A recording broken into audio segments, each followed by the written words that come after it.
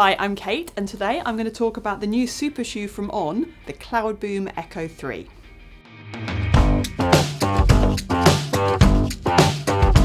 Now this is quite a hotly anticipated new super shoe. Helena Beery won the Boston Marathon this year. People thought this would be in a version of this shoe. It was actually a slightly different shoe, as it turns out. But yeah, super shoe from a brand is always a big news story.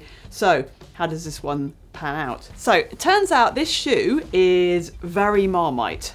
You either really like it or you're really not convinced. It is a unusual feeling super shoe. You don't have that really kind of propulsive toe off that you have with some of the leading brands, your Nike Alpha Flies, the Saucony Endorphin Pro. It's a very firm feeling shoe. So when you run in it, particularly at slower paces, you really feel like it's quite a firm ride. You don't really feel that kind of forward tilt that you get with other super shoes. Fit-wise, I'd say it fits true to size. I'm an 8 in every other shoe and an 8 in On. The locked-in feel is could be a little bit better. I found that the sort of top of my foot felt a little insecure, and I had to play around with the lacing a bit. Once I did that, it was fine, but that's unusual for me. I don't normally find that.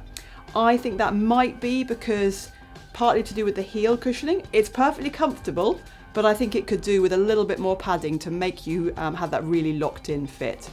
Width-wise, to me, it feels quite standard. I don't have particularly wide feet. I think the toe box is a sort of normal size.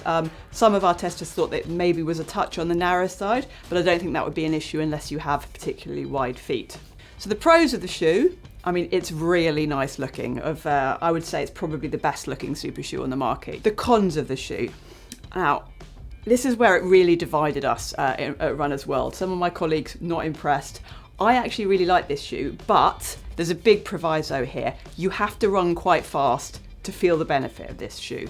Fast is of course relative, but it does feel like a shoe that's designed for like the sort of faster athletes. I think that's because the carbon plate in the shoe is really stiff. So you really need to work quite hard and get your sort of top form, your top speed going to really feel the benefit and to feel the spring that that plate gives you. So if you're planning a kind of slower speed run, it just feels really kind of solid when you run in it. The other big con in this shoe, I would say, is that, and it says this on the box, it's designed to get you through 4 marathons. Now, as a very premium price top-end shoe, that is not a lot of bang for your buck.